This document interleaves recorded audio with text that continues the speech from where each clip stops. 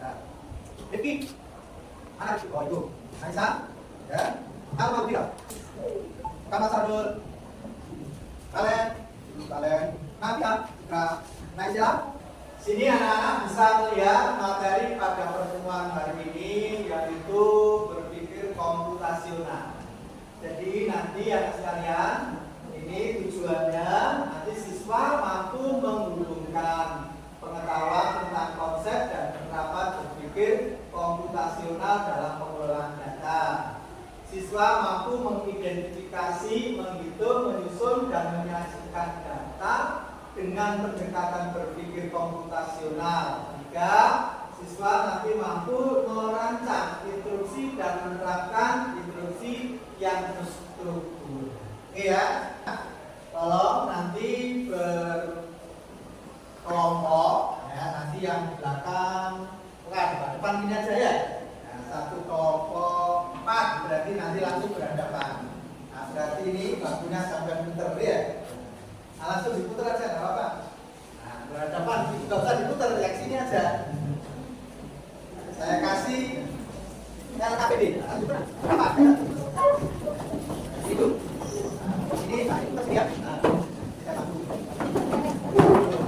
Oke. Pinter ini. Ya, kita mau ya.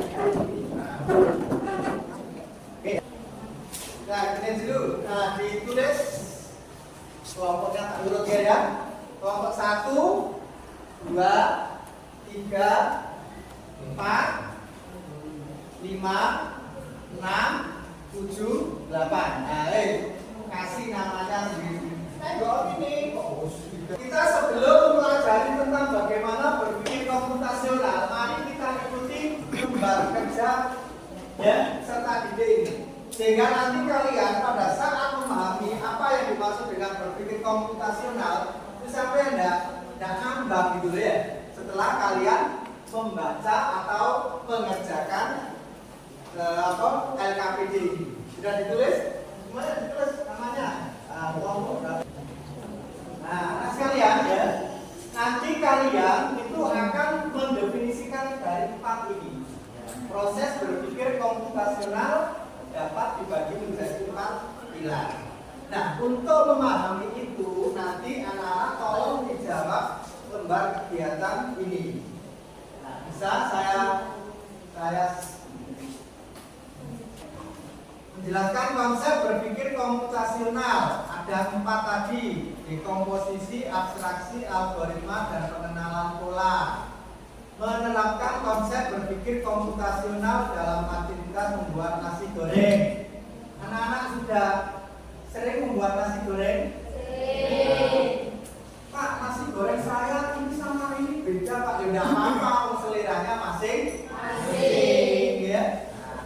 Menyusun algoritma langkah demi langkah dari proses memasak nasi goreng. Jadi anak sekalian, nanti kalau kalian bisa mengerjakan ini, ya, saya kira anak-anak tidak asing lagi untuk memahami konsep komputasional. Coba di sini ini perlu saya ambil sebuah pertanyaan. Nah, dari sini, gampang toh? Tugas 1. Pecahkan proses membuat nasi goreng menjadi langkah-langkah kecil berikut. Bahan-bahan apa saja yang dibutuhkan, ya, alat apa saja yang perlu disiapkan, langkah-langkah utama proses memasaknya. Coba bahannya ya. Nah, ayo ditulis. Ayo tulis di sini. Tulis apa aja bahannya itu. Bahan sama alat beda loh ya. Alatnya itu apa? Sing dibutuhno tulis di sini. Bahannya apa? Tujuannya apa? Langkahnya bagaimana? Langsung ditulis. Langsung ditulis. Ya. Langsung. Ayo. Ayo, langsung tulis. Ada apa? Ya. Berikutnya, kalau ini diisi. Nah, ini saya jelaskan sekalian. Dari langkah-langkah di atas, mana yang paling penting dan tidak bisa dihilangkan agar nasi goreng tetap bisa dibuat dengan dengan baik. Nah, dari tadi sampean sudah ada hal yang penting. Yang paling penting mesti di sampean tulis begini. Ya. Kemudian yang ini ada yang dari langkah di atas mana hal yang tidak perlu diperhatikan dari masak nasi goreng. Tidak perlu diperhatikan oleh popon gini. Terus gue sekarang sampai aku kan itu kan sih penting ya. Sekarang yang tidak penting apa? Coba tulis. Nah, sudah dari jawaban tadi sampai kan ada bahan, ada langkah-langkah, alat, maka ya. Nah, sekarang sampai tulis di sini. Hal yang paling penting itu apa? Terus yang tidak perlu diperhatikan itu apa? Oke, saya lanjutkan lagi. Sudah kan ya? Nah, sekarang yang berikutnya nih. Sabarlah. Sampai tulis langkah-langkah yang sistematis. Contohnya apa? Misalnya bangun tidur, atau berangkat sekolah. Pertama kan tak bangun tidur. Ya, orang langsung pakaian kan ya. Nah, urutannya itu sampai menurut gawe nasi goreng. 1 opo, 2 opo, 3 opo ya. Kalian colot ya. Oh, pertama nasi goreng, terus kalau dicuci pinenya lho. Cuci tangan kok dicuci. Kayak biar langsung di tangan. Nah, itu langkahnya kurang pas. Jadi dulu ayo langkahnya. Masuk tangannya. Satu, siapkan opo, perlu. Ya langkah yang satu opo siapkan. Iya. Sekarang yang keempat, kita mempraktekkan dengan pengenalan pola. Amati. Tadi kan sampai wis dari pertama ini kan sudah. Tuh. Ini kan wis toh. Bagaimana alatnya, bahannya, bumbunya, langkahnya, sudah kan ya? Nah, terus abstraksi mana yang penting untuk diperhatikan dan mana hal yang tidak penting kan sudah lah ya. Nah, terus langkah-langkahnya juga sudah bagaimana cara membuat nasi goreng. Dan di sini untuk pengenalan pola atau pattern recognition ya, ini anak sekalian ada hal yang sama, ya, hal yang sama membuat nasi goreng. Membuat apa ini? Nah, apakah polanya sama apa enggak? Duduk di apa? Di depan sini. Ini ada.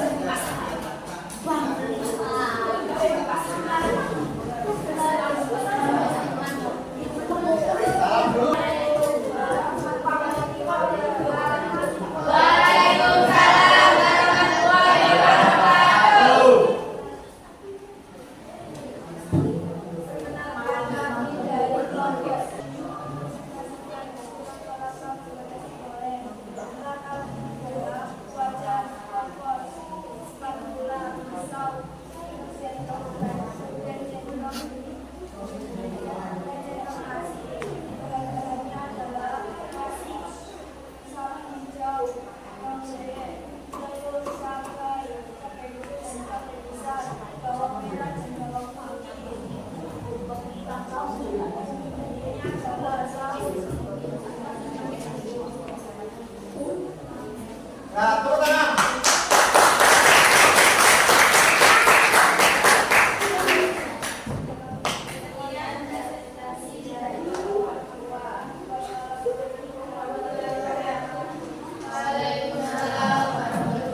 Oke ya.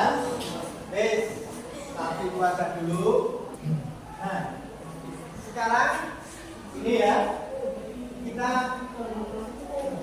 sampai baca dulu kelihatan. Nah, sampai baca sebentar ya. Nanti saya ingin tanya, kamu rasakan apa enggak? Nah, kan ya, jelas sampai ada.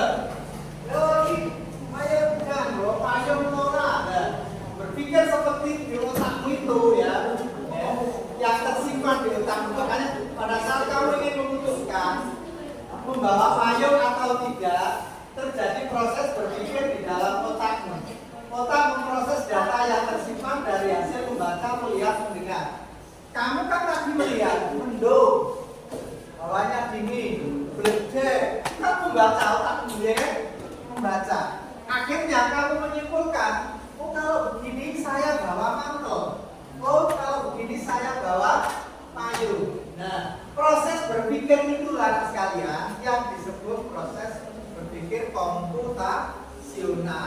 Terus gambarannya seperti itu. Ada 4 pilar metode berpikir komputasi. Tadi sudah yang pertama dekomposisi, pengenalan pola, abstraksi, algoritma. Untuk memahami ini tadi anak-anak sudah mengerjakan membuat kegiatan peserta didik. Ayo kita lihat tadi.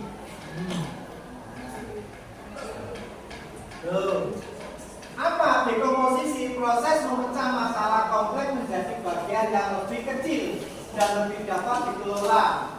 Ini memungkinkan pendekatan yang lebih sistematis dalam memecahkan masalah. Pertama tadi sampai kamu buat apa? Nasi goreng tadi. Nah, setelah itu yang pertama apa tadi? Yang pertama tadi apa? Menulis apa? Alat, ya kan? Terus apa? Bahan, terus apa?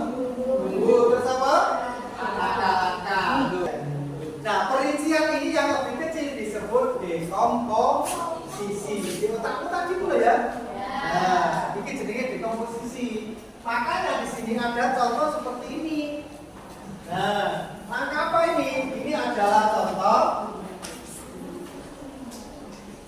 mempersiapkan ujian kalian untuk menyiapkan ujian. Apa saja nanti yang harus disampaikan? Membuat jadwal belajar. Susun aku itu dalam otak pikir. Membuat jadwal. Jadwal ini apa? Jam berapa saya itu harus belajar? Jam berapa saya harus main HP? Jam berapa saya harus bermain? Membuat jadwal belajar. Terus mengumpulkan materi belajar. Apa ae sing tak siapno materinya itu. Ya. Wis macam-macam banyak sekali. Terus yang berikut yang latihan soal dan pola. Oke. Untuk pengenalan pola ini yaitu proses identifikasi pola atau kesamaan yang berulang dalam data atau di berbagai masalah. Mengenali pola ini dapat mengarah pada pertama solusi yang serupa dalam berbagai konteks. Ini tadi yang saya butuh. Coba saya baca dulu. Nah, tadi ada membuat langkah-langkah nasi goreng. Benar tidak? Nah, langkah-langkahnya. Kira-kira polanya sama apa tidak dengan membuat mie goreng? Sama apa tidak?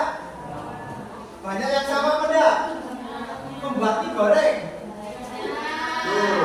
Polanya itu jenisnya pola, mesti berulang seperti itu. Membuat nasi goreng ya dengan mie goreng itu polanya sama. Jadi berulang terus ya kan? Nah, besok sampai buat apa saja itu ya sama seperti itu. Ini yang dimaksud dengan pengenalan pola. Nah, Pak, ini apa? Contoh bermain catur. Wis. Siapa yang suka catur di sini? Ada yang suka catur? Tapi tahu pernah ada orang bermain catur? Coba, ini contoh. Ada orang bermain catur. Misalnya, lawan saya itu saya amati. Jalannya kemana itu? Oh, ini. Saya harus berpikir. Oh, ini polanya, ini mesti ini. Nah, kan mikir kan ya?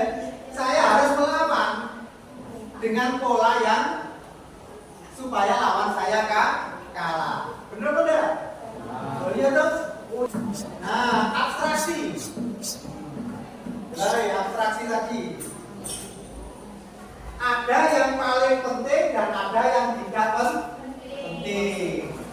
Kalau membuat nasi goreng, yang paling penting itu apa nih? Nasinya. Itu sih penting. Ada yang tidak penting, nggak usah dibahas. Apa membahas itu? Nah, di sini apa ini? Ya, warna kompor. Ya, warna botol kicap. Perlu apa enggak ini? Coba sekarang di sini. Ini gambar apa ini? Google Map. Misalnya sampai mau nang Bingo. Ya, jalurnya kan banyak jalur. Iya kan? Sampai fokusnya di mana? Yang warna apa? Warna biru. Yang lainnya nggak usah, sampai sini nggak usah. Coba, sampai ini nggak usah lihat apa ini. Ini penting ini ya. Soalnya sampai fokusnya nanti ke itu. Contoh ini. Makanya fokusnya itu di sini. Nah ini yang tidak penting nggak usah dibahas. Ya, yang warna biru ini contoh berpikir abstraksi. Ya, makanya di sini membaca peta, mencari resep. Tuh. Dan sampai fokuskan apa? Bahan dan cara pembuatan. Ya, algoritma. Oke, lo algoritma. Pertanyaannya lagi di sini. Ini ya, oke. Di sini algoritma tadi adalah langkah-langkah yang sistematis.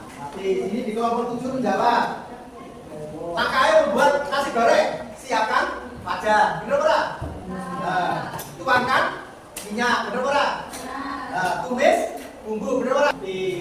Nah ini ada contoh. Algoritma meminjam buku di perpustakaan, terutama masuk ke perpustakaan. Lewat mana? Itu dong, mentok delo ya. Kurang sistematis. Terus mencermati katalog buku, delok buku apa. Mari ngono mencari buku yang diingin, aku yang TV. Setelah itu menemukan dan mengecek kondisi buku, dicek. Ya urutannya gitu. Setelah itu menyerahkan buku kepada petugas untuk dicatat. Ini bukanya. Yang berikutnya membawa buku pulang, buku dan membaca di rumah. Inilah namanya berpikir algoritma. Urut algoritma. Sudah bisa dipahami dari hasil kerja tadi ya?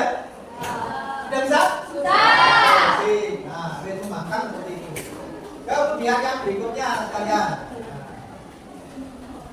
Inti dari berpikir komputasional atau kesimpulannya adalah proses kognitif yang digunakan untuk merumuskan solusi dengan cara yang dapat dilaksanakan oleh komputer. Kemampuan analitis seseorang dan dapat mengarah pada tindakan komputasi yang mencakup penerapan praktis, teknologi, dan pemrograman.